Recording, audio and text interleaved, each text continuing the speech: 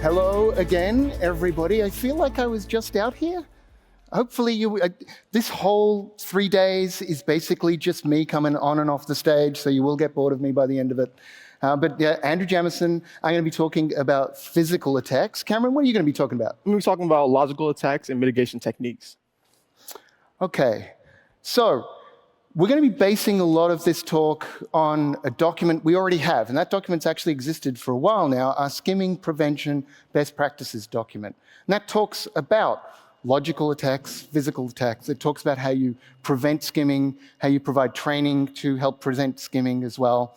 We're going to talk about these three topics separately throughout this presentation and talk to you about what can happen, what can go wrong, but importantly, how you can look at mitigating that, finding these kind of things, preventing them, detecting them, and responding if they do happen.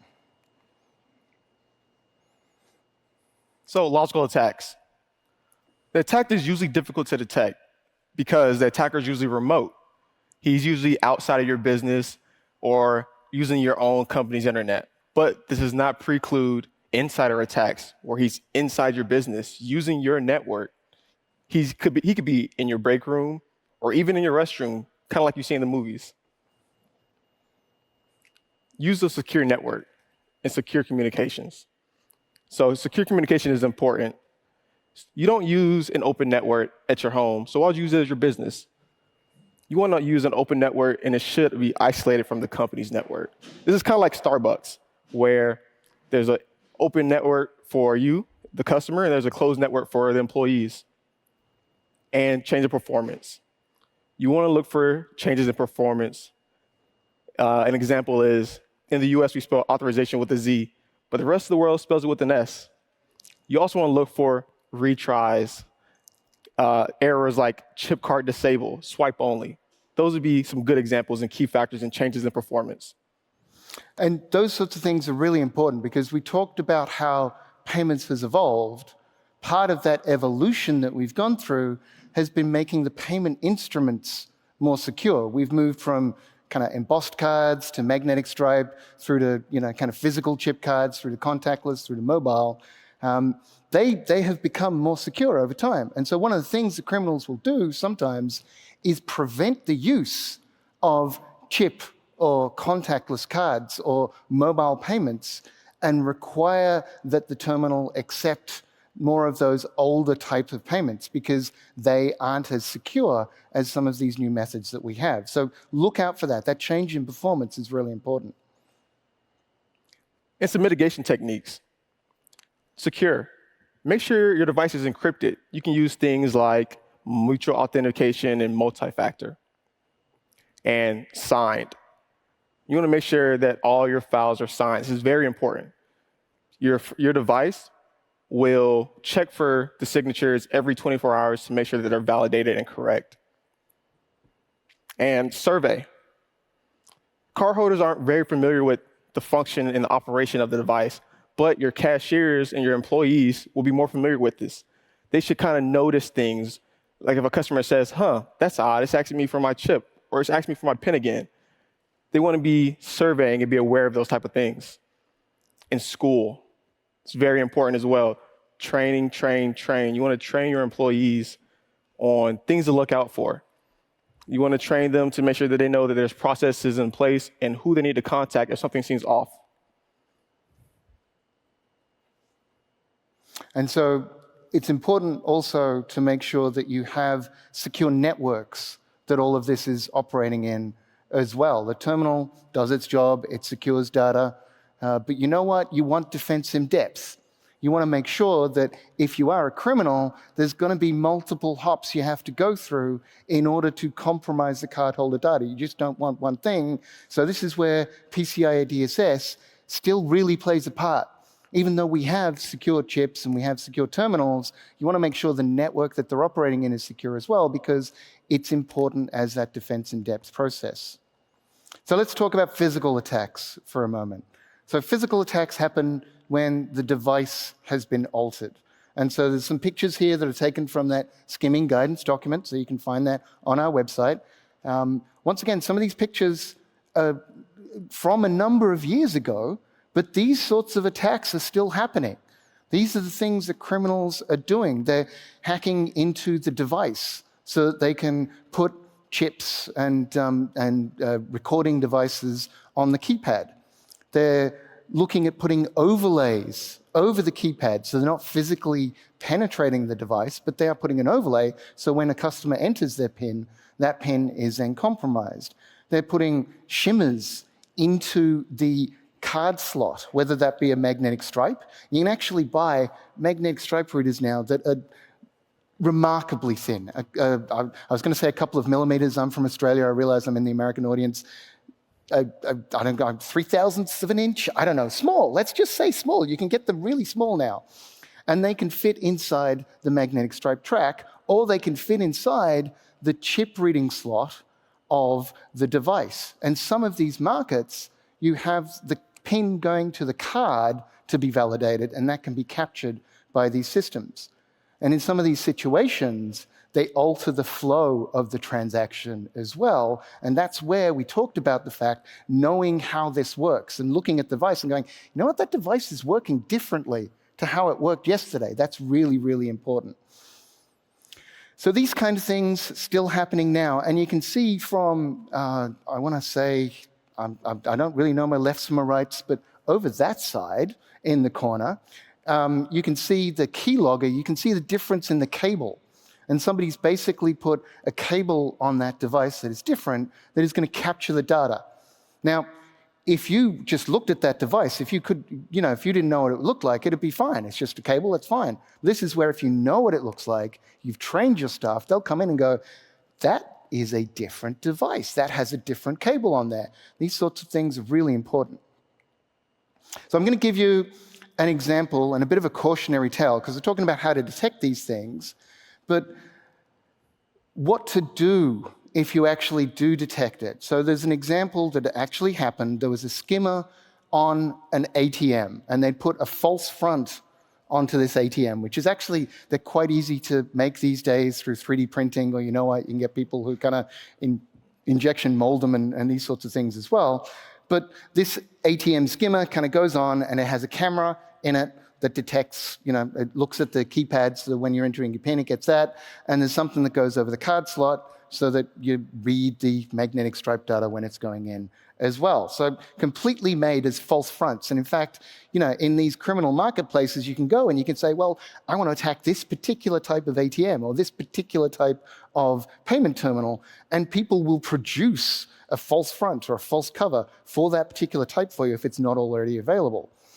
So these false front things happen on gas pumps as well, or petrol dispensers in my world. And this cautionary tale I want to kind of tell you at this point was there was an example of a petrol pump where they knew something was going on. They knew something was wrong with it, and they were keeping an eye on it. But the criminals saw them keeping an eye on it. And so the criminals, what they did, they came and unfortunately, they physically attacked the people who were watching it, and then they went and they took their skimmer away and they took it away. So the important thing here is you want to be careful. If you do see something that's suspicious, don't necessarily act on it yourself. Call the police, call your investigation department, somebody who knows what they do to take over this kind of investigation, because we're dealing, in this instance, with criminals. And these criminals aren't going to just necessarily stop because you've found something. These criminals don't have a lot of morals. I don't know whether you know many moral criminals, but these people will not stop at physical violence. So you need to be careful. If you see something, talk to the authorities about it. But it's not all bad news. So there is a bit of an arms race that's happening. We talked about 3D printing and how you can take these 3D printers and you can use them to build false fronts and false covers and all these sorts of things. But you know what? 3D printers can be used for good as well. So there's an example from an organization I'm sure you've heard of, Target. They have created a tool that they use internally to check whether a device has been modified. This tool is literally just a little 3D printed kind of thing. It actually works kind of like a shim. You take it and you put it into the card slot of the payment terminal, but And if that terminal has been modified, it doesn't fit because the card slot's a little bit thinner, or the keypad's a little bit higher, or it sticks out a little bit more. So it's a very simple, very easy way to go up, and every morning you check the devices, and they've literally used this to detect and find skimmers on their systems. So it's a really elegant solution. You can get the CAD file for this. It's available, free to use. You could create your own for different types of terminals if you want. It's a really good example. Because as I talked about, sometimes you have these systems where the pin is being sent to the card. And you want to make sure that there is nothing in that slot. Although EMV technology is great, and I'll actually be doing a talk tomorrow with an EMV guy. I did say I'd be on the stage just throughout the whole presentation, throughout the whole 3 weeks. The pin can still go to the card in the clear. In some instances, you want to make sure that that slot is secure. You also want to make sure that they're not skimming off other data from there as well. So here, when we talk about physical attack mitigation, encrypt your data. That's kind of the first step you want to go to. You want to make sure that this data is secured, and encryption is absolutely the first step in that. When we look at our standards, we've got PCI PTS, which has a module, a part of the assessment called SRED, Secure Reading and Exchange of Data. It's not a 3-letter acronym. I don't have another bottle of water with me, which is quite useful. But this is all about securing the cardholder data with encryption, and that's being used as part of our point-to-point standard as well, point-to-point encryption, to secure that data. So encryption, it's great. Please make sure your terminals are encrypting. That's the first step. Make sure your files are signed as well. We talked about this, Cameron talked about this, because it's important to ensure that the software updates, the configuration updates, the information that you're giving your terminal that it's using to perform all of its duties, that is authenticated and it's being validated as being correct and coming from the correct source. And it's not just in the terminals as well. In some situations, you've got the terminal, but the terminal's being controlled by a back-end system or by an actual kind of cash register type system. And you want to make sure that the data that's going back and forth there is secure. The commands are secure. Signing is really important there. Secure all interfaces in and out of the device. Make sure that the network connections, the Wi-Fi connections, these sorts of things are secure. And check your terminal frequently, because these attacks do happen. You might think they will not happen to you, but absolutely they do happen. I personally, in another life, I've worked with the police on forensic investigations on terminals, looking at bugs inside terminals. These things absolutely do happen. So secure your terminals, train your employees to notice when things change, when there's a difference in the way the terminal operates. That's really important. It happens a lot. There were some attacks a year ago, I think, 2 years ago, where the flow of the transaction was changed and the malware was actually stopping it from accepting contactless because contactless was more secure and it was forcing it to default back to magnetic stripe. So look out for those changes in operation and have a security policy. Don't make this kind of just internal knowledge that, Bob down the road, not that Bob, a different Bob, knows, and you have to talk to him. Make sure you've got something documented. It doesn't have to be a 100-page document. In fact, you know what? Don't make it a 100-page document. Keep it as simple and clear as possible. Put it on your internal network, whatever it is. Have it something that people can look at and easily understand, because there's no point documenting it if it's not something that people can easily consume as well and understand. So make sure your employees know what to do. So we've got resources on this. We've got the skimming guidance document, which I talked about. We also have other guidance documents. We have 67 guidance documents on our website in 24 different categories, all of them free for you to download, to use, to read.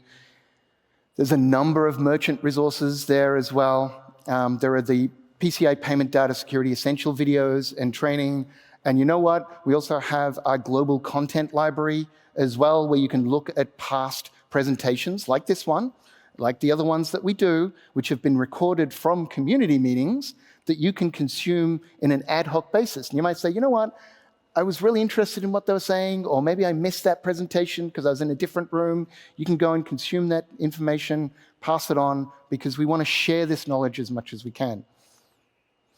Terminal security policies can be looked at on the website as well. We list the devices that are on the website in terms of PTS compliance. Each one of those has a security policy.